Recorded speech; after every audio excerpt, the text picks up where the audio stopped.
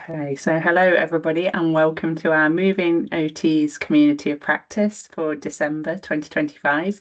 Great to see you all here today. Thank you for joining. And we're very pleased today to have one of our Sport for Confidence colleagues with us. So we've got Dr. Bev Goodman. Sorry, Bev, I am going to introduce you as a doctor because we have to use that title if you've got it. I love it. So Bev is a senior occupational therapist at Sport for Confidence. She leads our delivery model at our Colchester Leisure World site. She did previously work as a support worker for people with learning disabilities, and she also worked in neurorehabilitation. She also currently works as a research officer at the University of Essex, so she juggles those two hats. And before she retrained as an occupational therapist, Bev worked in the charity sector as an editor, which I think is really interesting. She was producing resources in partnership with service users and healthcare professionals. And that leads us quite nicely, actually, into Bev's topic for today. Bev's going to be presenting her research on Voices for Inclusive Activity, a participatory action research project involving disabled people as co-researchers and really exploring more about accessible and inclusive approaches to evaluating disability sport and physical activity. So I'll be quiet for a bit and I'll let Bev share her screen and start her presentation. Thank you, Bev. Thanks very much, Lisa, for the introduction while I do the tech bit. Let me just see how we get on here. Yeah, thank you. Sometimes it's our friend, sometimes it's not. Here we go. Hopefully everybody can see that.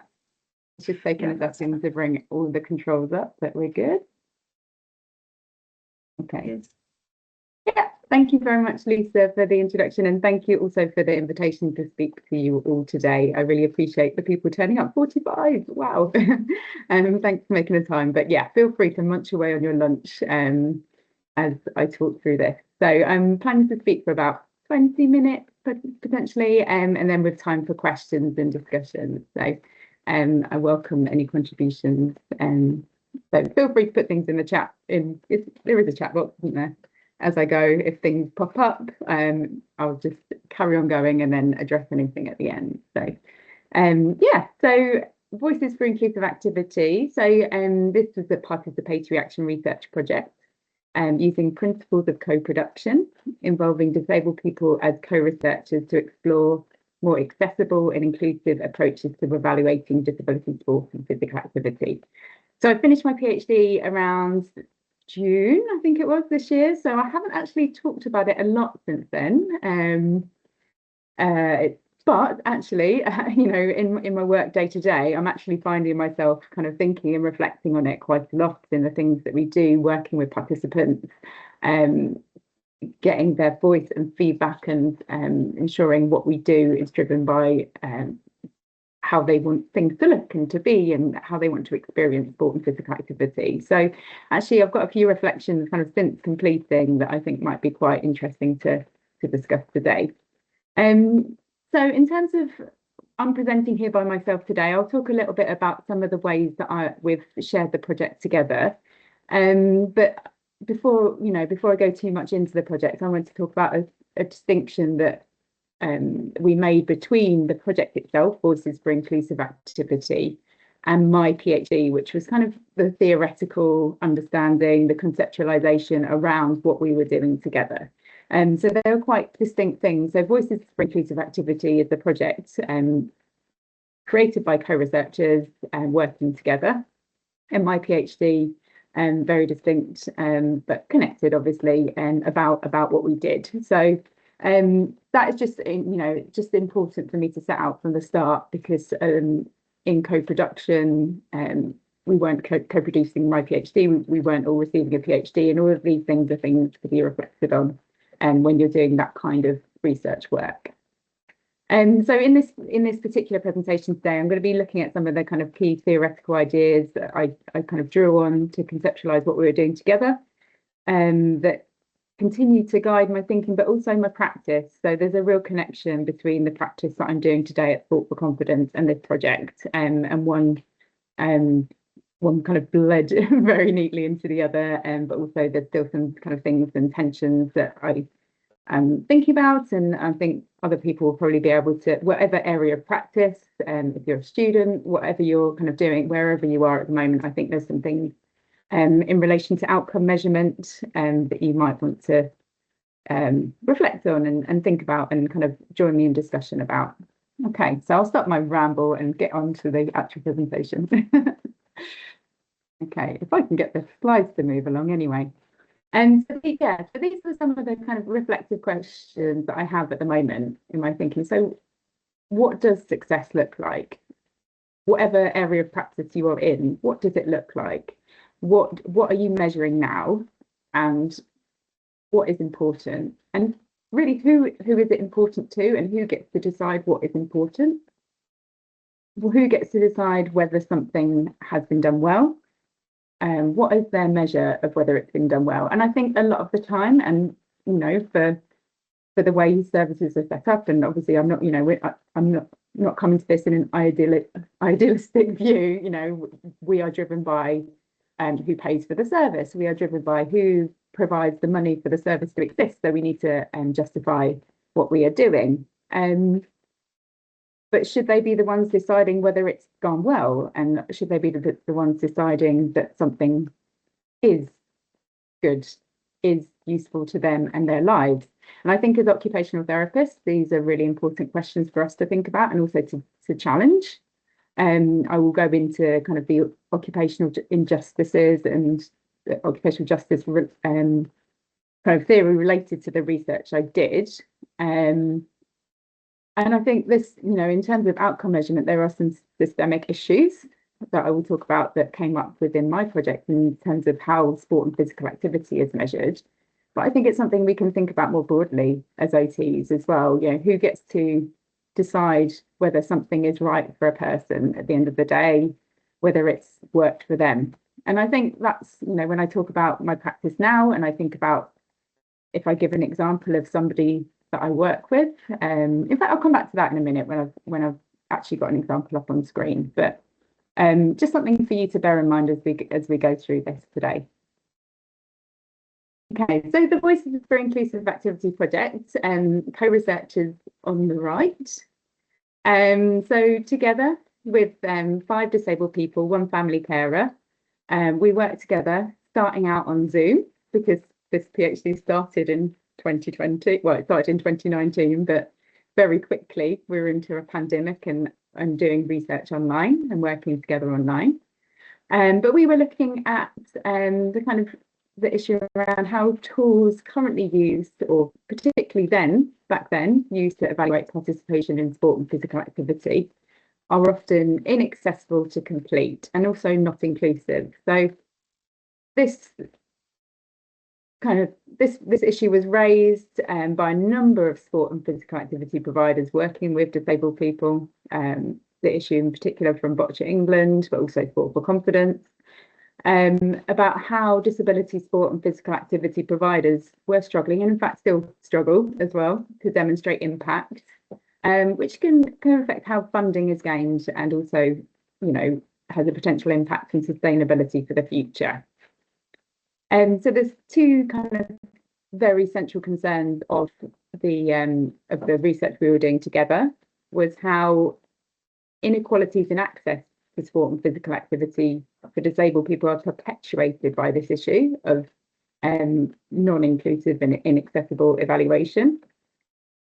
But also there was another concern about how research approaches producing knowledge about and not with disabled people. So the approach taken within the project, working together in a participatory action research project using principles of co-production, working together to look at this issue, and not just me as a researcher in an ivory tower of an I don't know if University of Essex can be described as an ivory tower, but working together in an institution, working away in an institution away from the kind of realities of day-to-day life. So those are kind of the key kind of driving concerns within this project.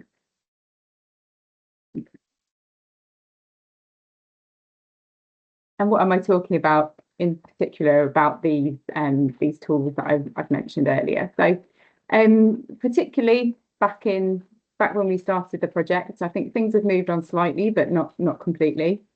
These are two of the physical activity questionnaires that were being recommended for use for evaluating all sport and physical activity interventions by Sport England.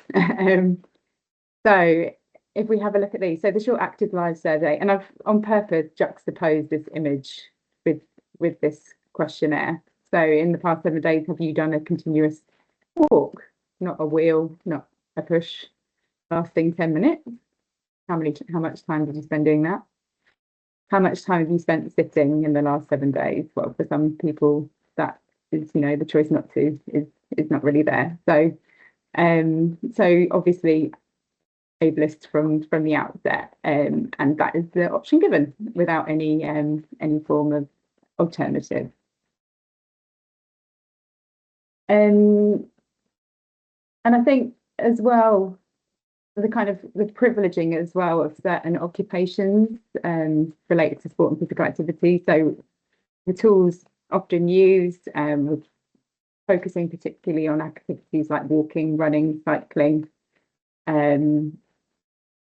So which again in itself is a form of occupational justice. So I work with people that, boccia is not mentioned here, but boccia is their weekly thing they do and they love and they enjoy, but it's not measured by either of these tools or any of the ones that were being made available at the time. So and I drew on some ideas around kind of socially sanctioned occupations. So what are the ones that are acceptable, socially acceptable? That that these aren't the only things that contribute to health and well-being for people. So the examples there. Actually, I was going to also give my example then as well. So I'm thinking particularly if I talk about Jim, not his real name, who comes along to our Love to Move session every week. Jim is a wheelchair user. He has very limited single word, usually, verbal communication. He has limited lower body movement, some kind of quite restricted as well in upper body movement, but he will come along to Love to Move with his support worker. His level of understanding is unclear, but he will come into the room and his face will light up. He will be involved in his way, but this questionnaire is not going to measure what he gets out of it. He's there every week. He has an amazing experience. I know, but how do I measure this? I can see how much Jim loves his Love to Move activity, and I can see what he gets out of it. The additional things as social interaction, all of the other things that people get out of sport and physical activity that aren't necessarily raising their heart rate, or the usual kind of measures of what is success in sport and physical activity. So kind of thinking more broadly about outcome measurement. So these are some of the ideas around on the writing around ableism in outcome measurement. So I'll give you a second, you might want to have a read through them, but I will read through this. Sorry, I don't normally like to read slides, but the use of standardized tools to classify and rate performance based in neoliberal values that measure people against normative milestones has ideological roots in colonial and eugenics-informed practices of the Industrial Revolution, where certain bodies were seen as superior, productive, powerful, and others were marginalised. Sorry, lots of long words in there. That's actually an extract from my PhD. But the actual roots of using standardised tools come from separating bodies that are normal from bodies that are not, or considered not to be normal. And I use you might not be able to see me on screen, but I'm using my little quote marks there because that is where it comes from. And that's where the use of standardized tools, and obviously when we are measuring, we're measuring against some kind of sort of average or form of norm. And so really just thinking about that and thinking about when we're using outcome measurement, maybe we need to be a little bit more critical about what we're doing and question a little bit more what we're measuring against. And also, I love our profession, but also there is writing that critiquing ableism in occupational therapy. So there is a kind of there has been a kind of tense relationship between critical disability scholars and occupational therapy, viewing OT as agents of the state, the focus on fixing impairment, practices that think about, if we think about kind of returning to the norm or returning to being able, and that kind of focus, and using kind of standardized measures that determine ability from disability. So there's a few kind of different ideas here related to outcome measurement, but also ableism in that and ableism in occupational therapy. So these are some of the ideas that kind of came into my thoughts when we were going through this project.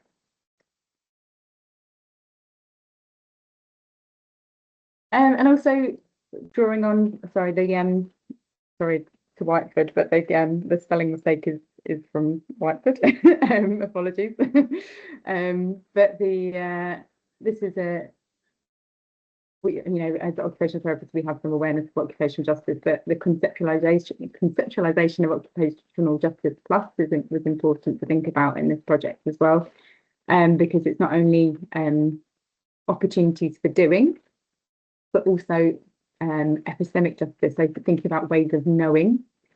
So ways that knowledge is produced, ways that knowledge is made, who is making that knowledge, and also hermeneutic justice. So we think about how people are understood and represented as well. So this kind of trilogy of ideas is kind of goes beyond occupational justice, but this is quite pertinent to the work we were doing together on Voices for Inclusive Activity.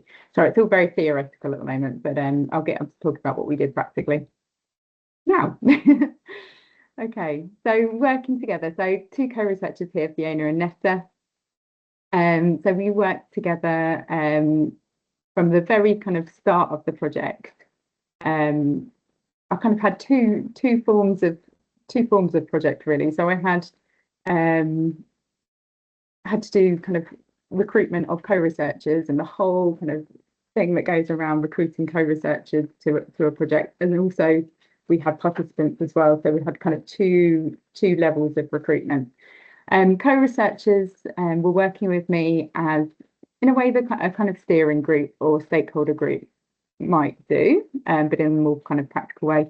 So they weren't considered participants, and they aren't participants. We were working together to design this research project. So from the very start, we were kind of exploring ideas of, what is participation, what is evaluation, what is sport and physical activity, what is, what are the things, what are the things we need to be exploring, and when we're thinking about evaluation, but kind of breaking it down into being a little bit more simple and what is success and what does it look like. So we designed together on Zoom over a number of co-researcher discussion groups. We designed a research project involving two groups of participants. So we involved users and non-users of disability sport and physical activity, and also funders, providers and related organisations. So two different strands of the project. And there were two groups of co-researchers. So there were 7 of us in total, and we split in two. Well, the co-researchers split into two. I was kind of darting between the whole thing.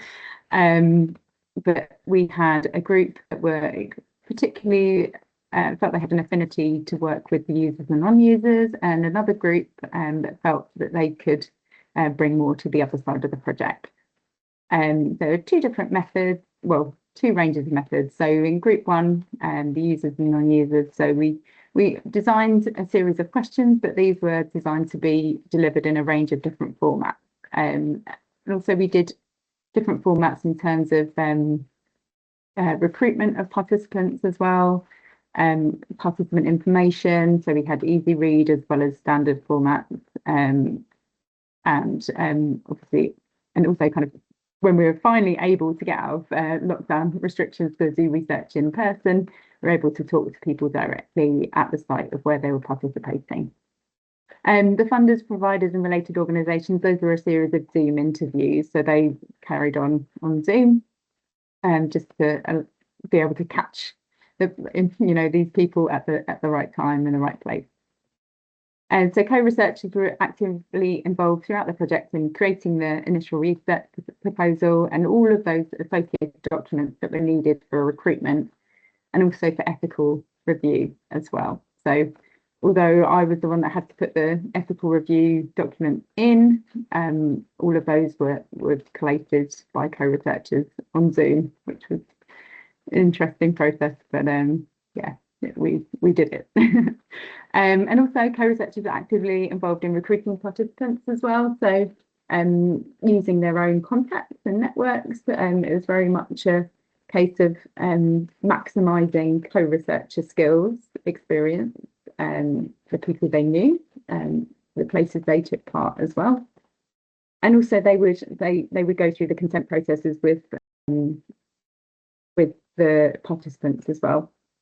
Also co-researchers involved in interviewing and other forms of data collection and also reflection of data collection. So this picture here, actually, that's a day where we did a number of interviews on site at a provider, sport and activity provider, and we spoke to a number of different participants on the day. And I think one of the most challenging aspects that's known within participatory action research, co-production, any form of kind of collaborative research is analysis. And so we worked together to try and find a way where we can involve co-researchers at this point as well in analysing the information, so kind of making sense of what we found out together.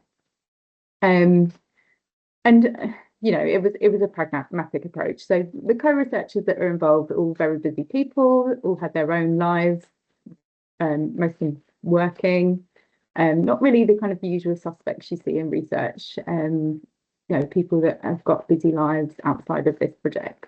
But I had a real passion to be involved and actually stuck with it, and are still sticking with it even to this day. So we're probably over 5 years in now, and they've still kind of stuck with Voices for Inclusive Activity and the project and believing in what we could do together. So in terms of our analysis, we came up with a way where after each episode of data collection, we would reflect together. So we use a lot of reflection throughout. I guess that's being an OT, it's kind of ingrained, but we reflected quite often throughout our kind of discussion groups and what we'd done, what we could do better.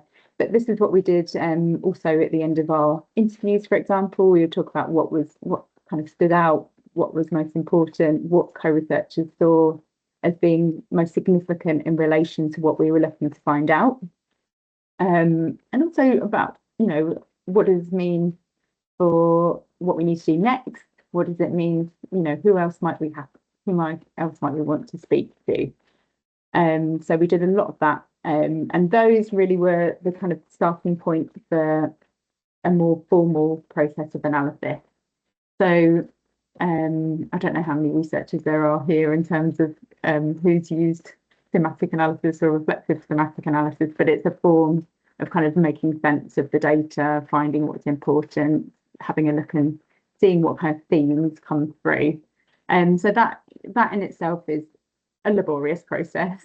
So I wasn't, although it was offered that co-researchers were welcome to do some of that, I think pragmatically it was, we think practically it wasn't going to work. So I used their reflections as a starting point and did a kind of initial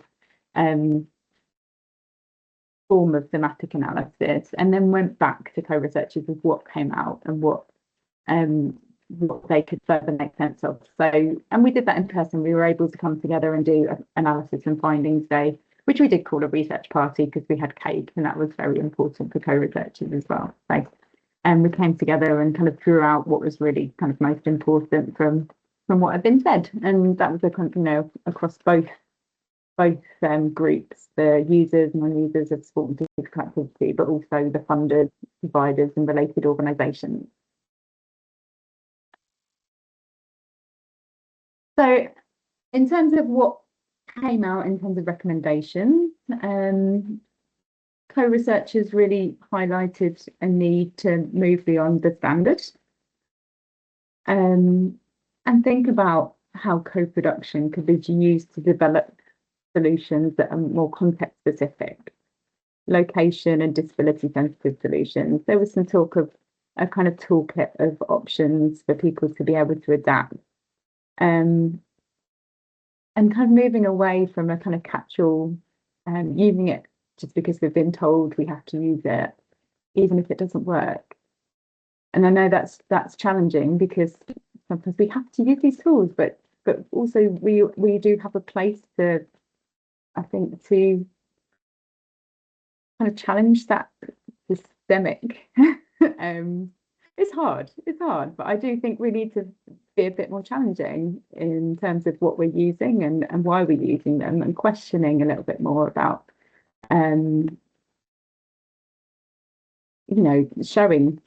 demonstrating that things don't work. And we spoke to some providers who were doing that, who were stepping outside and saying, this doesn't work for our people. You need to think about doing it in this way, and you need to, this is the way I can show you what works. This is the way the people can tell you, or they can demonstrate to you what works. And I think that does involve being a bit brave, and it does involve challenging, but I think that is, part of our advocacy to be able to do that as well. And also we were talking about finding ways to minimise participant burden and matching provider capability. So a lot, some of the providers reflecting on the fact that it can be burdensome to do a lot of outcome measurement, especially when it doesn't work, and being demanded to do things that don't work. And also having a look at evaluation in a different way. It should be something that is useful. It should be something that can be learned from, rather than kind of complying with a standard, having to return figures because we have to, because this is how we show what we do. Evaluation can be used as a way of showing what needs to be better, what can be changed, and it can be more useful for organisations to be able to say, okay, we can see here, this works, so we can do more of this, and that is a route to sustainability, rather than ticking boxes and or trying to fudge ticking boxes, which I think sometimes has to happen when somebody can't answer something, which is not great. And it's not useful for anybody. And also, thinking differently, which I think is something I said at the beginning, like in terms of defining success, what success looks like, how do we broaden and redefine definitions of success? I'm kind of throwing questions out there. I don't really have the answers for what this looks like, and I don't think there is a single answer. And I think that's why this issue is so challenging, and nobody has necessarily found a solution as yet. And so just talking a little bit about how we work together to share what we did, in case you're interested in finding out a bit more about Voices for Inclusive Activity. And so we were looking at ways that we could share our research, not only with the kind of standard academic rigor that as researchers are demanded to do. So the top right is I know Anna Pettigan is on the call today. Hello, Anna. One of my supervisors. So we co-authored that top right article there in QRSCH. But also with co-researchers, co-researchers work together to co-produce a podcast that's available also in a video format with subtitles. So we're looking at different ways of being accessible. So practicing what we were preaching, also with a written transcript as well. So links on there. I think slides might be shared afterwards, Lisa, is that right? Yeah, she's nodding. So if anybody's interested in finding out more, listen to our voices anymore. And also as well, so Fiona and Nessa joined me at Occupational Science Europe in the summer. We did a practical workshop together about kind of sharing our way of working. So sharing some,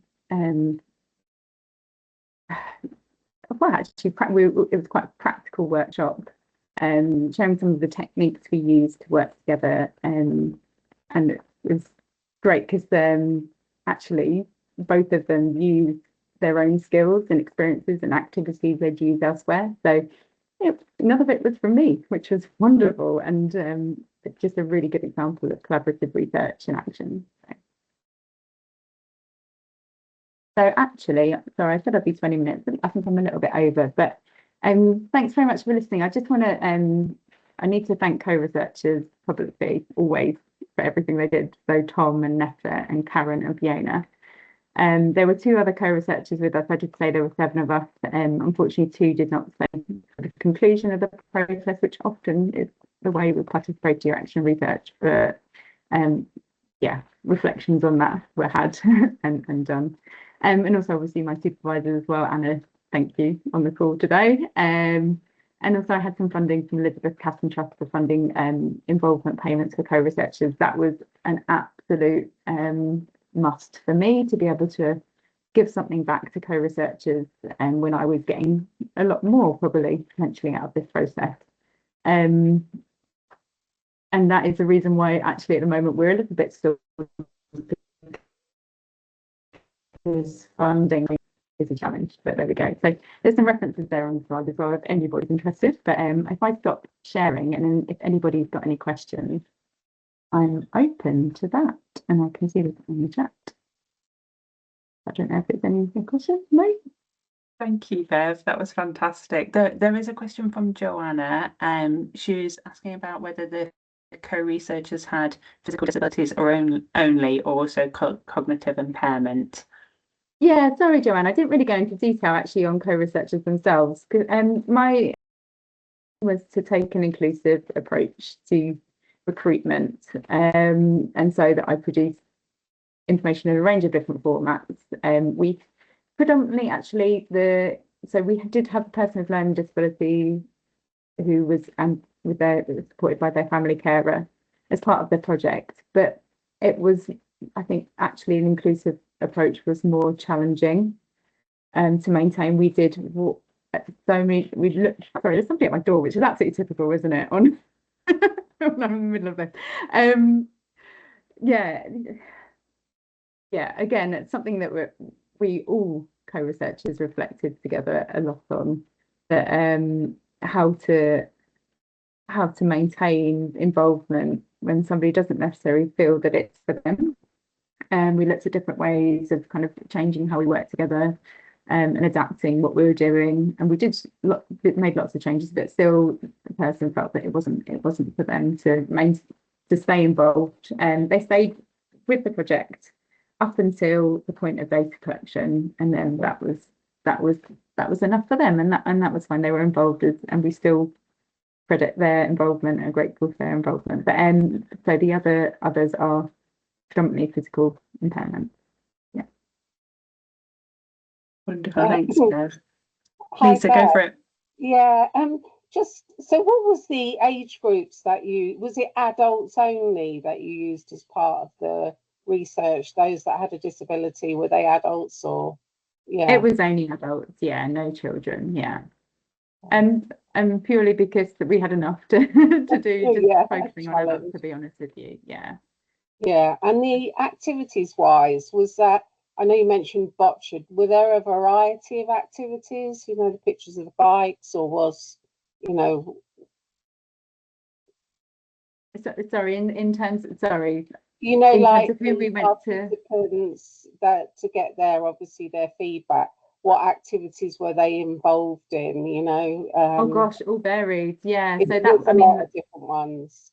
Yeah, absolutely. So we had a number of different routes for people to participate. So when we went in person, it was to a site that does it was one site, but they do a range of different activities, and they do a range of different activities over a number of sites. It's not Sport for Confidence, it's another organisation. which I can't name. But actually we also had some online survey participants as well, and they were involved in very different things still. So we actually ended up having, so people would say what they were involved in. We did have a vast range of different activities, kind of standard and also adventure sports as well. So Oh, wow. yeah. Thank you. There's another question just in the chat. Ali is asking, can you advise on how you approached Elizabeth Casson Trust? Did you have an idea of funding that you needed? Yeah, so I mean, if you have any concerns about Elizabeth Casson Trust, so get in touch with them, because they are so incredibly helpful when it comes to funding. They have money to share, and and obviously there is a competitive process, but they are really supportive. There is a funding section on their website with all of the funding forms that you can go through and have a look at. But if there's anything, I mean, if I can help in any way, I will. But I would say actually they are so, you can just reach out to them, and if you need any support with your application, they usually are quite helpful. Lisa's nodding because I think you've been through the process as well, haven't you?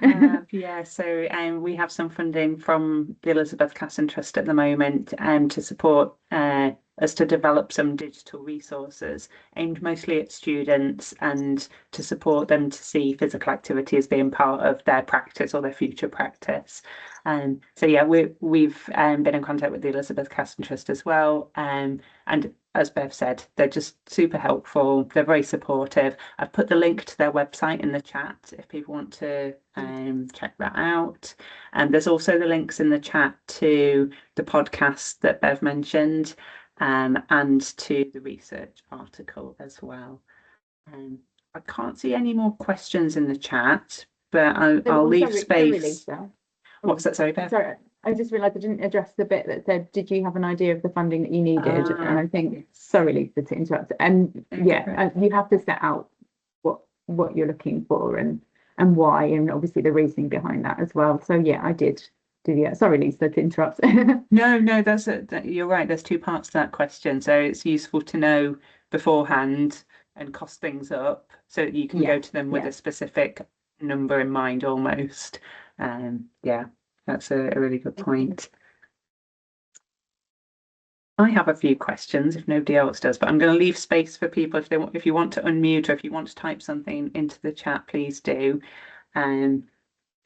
I thought that was a really interesting presentation, Bev, and I just thought there were so many things that came up there around that idea of ableism in evaluation and potentially in our OT practice as well, actually, and how much do we as OTs maybe critically reflect on our practice.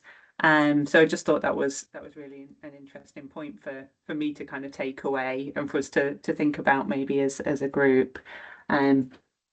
I have questions that maybe aren't as linked to the research, because I know, Bev, you have two separate roles at the moment. So you have your research officer role and your more clinical role at Sport for Confidence. And I just wondered how you find balancing those roles, because one is more academic focus, obviously, and one is more practice related. And I love the fact that you kind of bring those two things together. But I just wondered if you had any reflections to share with the group about balancing those two roles and how you got into that more academic side of things as well, if that's something that people are interested in. I think there's more connection than you think. I think there's a perception or, research, it's just, something completely separate. But actually, I'm talking to people, I'm finding out things, I'm interested in people, I'm asking questions, and that's what I do in my practice. So I don't, I don't think it's as different as people necessarily think it is. And we're always looking, to back up what we're doing practically with research. So, and that's what I'm doing when I'm researching. So I think, it's not as distinct, I think, as maybe it's perceived to be. Because the skills I use in one, I absolutely use in the other. I have to connect with somebody potentially in a therapeutic relationship in a research interview, that I do when I'm doing an initial assessment or something. So yeah, that's a really interesting reflection, Bev, and I think you're right. I'm kind of interested to hear how you got into doing your PhD once you qualified. was that something that you went back to a few years later, or was it something that you started thinking about while you were qualifying as an OT? Just so to hear more about your path into that. Yeah, I took a very unusual route. So I knew at some point that I would like to go back and do some research, but it was sooner than expected. So I qualified. I was actually pregnant when I qualified, so I had a baby. I had some maternity leave, and while I was on maternity leave, I was thinking about applying for roles to start. But Anna got in touch and about this opportunity that was coming up for a PhD that there was a competitive application process. It was a scholarship application, and I was successful. And the project was, combined everything pretty much everything I was interested in. So, participatory action, some form of participatory collaborative research, sport and physical activity. Although it wasn't kind of an OT specific project, you could see what our approach would bring to that particular piece of research. And obviously Anna being an OT as well as a supervisor, so it seems a bit too good to be true. But I actually start my PhD before I went into practice. I started off full-time, then went part-time, got a part-time OT role in neuro rehab, and then eventually came to sport confidence kind of towards the end of my PhD, which took 6 years. So it wasn't a quick process. But yeah, eventually I was combining the practice and research alongside one another. But yeah, it was a kind of topsy-turvy route, but for me it worked. So yeah. It's finding that thing that you're interested in, I suppose, isn't it? And if it hits a lot of those areas of interest for you, then I wonder as well, because you had those links with the university, that's something as practice-based OTs we could do more in terms of reaching out as well. If there are things that we're interested in potentially researching, there could be things that universities are already have in the pipeline. As Anna kind of approached you almost for that, so that was really good to hear. Those links were already there. I can see Freddie's commented about having to design their own outcome measures. Yeah, reduces how robust it is, but is it doing, if it's doing what you need it to do, and it's having the results you need it to have, and it's you're finding it useful, it's making change, making things better for the people involved. I mean, for me, that is that better than something that's a tick box that doesn't necessarily work at all? So yeah, I think that's an interesting point. And that's where you're from, Lisa. You're from NDSO. Yeah. Yeah, we're cerebral palsy sport.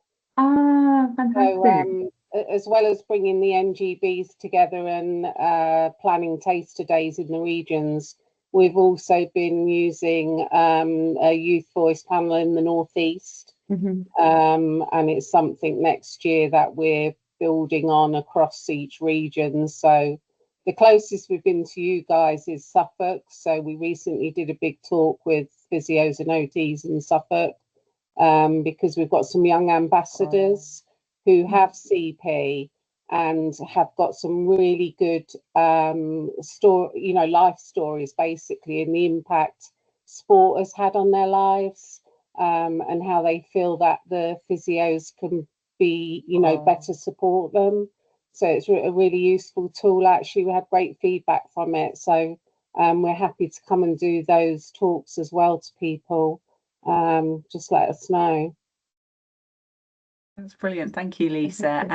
And just to kind of join up those dots for some of our OTs who are interested in physical activity, but maybe don't know kind of the funding or structure behind national disability sports kind of organisations. So there are national governing bodies of sport, so NGBs, and national disability sports organisations, which usually receive some funding from Sport England. and Lisa is from Yeah. one of those organisations. So please do reach out. Lisa, are you okay to put your email in the Yeah. chat, just in Yeah, case people do absolutely. want to reach out for that? Because I think that's a great offer there. Thank you. We can make some of those connections. That's brilliant. So yeah. I'm also seeing a few other questions just popping up in the chat. So Amy's asking, are there any top tips for the PhD processes and OT just starting their journey? So Bev, what are your top tips? Congratulations, Amy, on starting your PhD. Hope it's going well so far. Oh gosh, that's now you're asking. I think just make the most of the training opportunities that are available that are, looking at, I think you can get, there's lots of kind of research related CPD that's going to kind of take you outside of away from your practice role, but that's actually really useful. And like I said, there's more of a connection, I think, between the skills you use for research and practice than I think is often perceived. So look out for that. I would say if you can get any opportunities to also get involved in teaching, then that is also useful to be able to do, because you're obviously using additional skills as well, and you can often, when you're in that environment, you can do that, and I think it's quite useful for future to think about where you want to go. And I think just use your reflection throughout. I think you're gonna, reflection is the thing for my PhD. I think that you're probably doing already, but and make use of your supervisors. I think that's probably. I feel like I could probably give you more, Amy. But I think that's probably enough for now. No, those are brilliant. Thanks, Bev. I was just having a read through some of the other kind of, not necessarily questions, but comments in the chat. Gemma just talking about the significance of ableism, within many tools that are typically available. I'm kind of interested, Bev, just for kind of the wider context of maybe your work with Sport for Confidence. I'm wondering whether it's worth sharing about the outcome measures that you use at the moment in practice, and talking a little bit about those. I don't know if that's a good idea. Yeah. On the record. I have some issues with it, with the outcome measures, but I think that's known within the organisation. So I don't know if it's appropriate for me to comment here, but I think we have to use things that are determined by funders, and again, I will say is that what we should be doing, but the ones that we use at the moment are the ASCOF, which is the Adult Social Care Outcome Framework. Have I made any parts of that up? No, that's works. the one that I currently have an issue with, and now it's on record.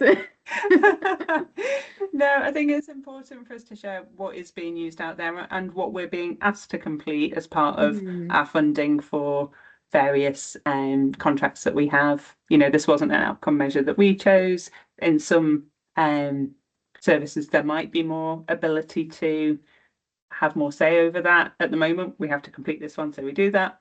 So I think it's important for us to talk about what we do use, but also what else is out there as well. So I love that Bev's been doing this research and thinking about how it could look different. Actually, what could it look like if we were evaluating things slightly differently and being more person-centered? So yeah.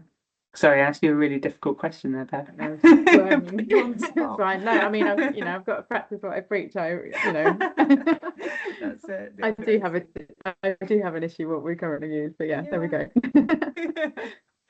Oh, thank you for sharing. I'm just wondering, are there any other? Yeah, Lisa's just saying it is difficult when we're governed by certain funders. Yeah, I think that's a really good point. Certain organisations will want to see certain things being used because it's a standard thing that's used across all of their services.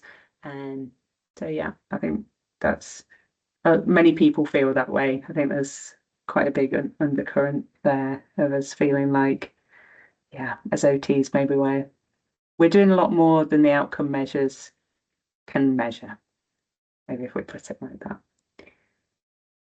Does anybody else have any other questions? Because I'm aware that we've only got 5 minutes left. If anybody does want to unmute and just ask things, that's fine as well. Or if you want to type things into the chat. If not, I'll give you an extra 5 minutes back of your day. Thank you, everybody, for coming. Great to see you all, and we'll be in touch in the new year. I'll just stop the recording. Thank you, Lisa and Bev.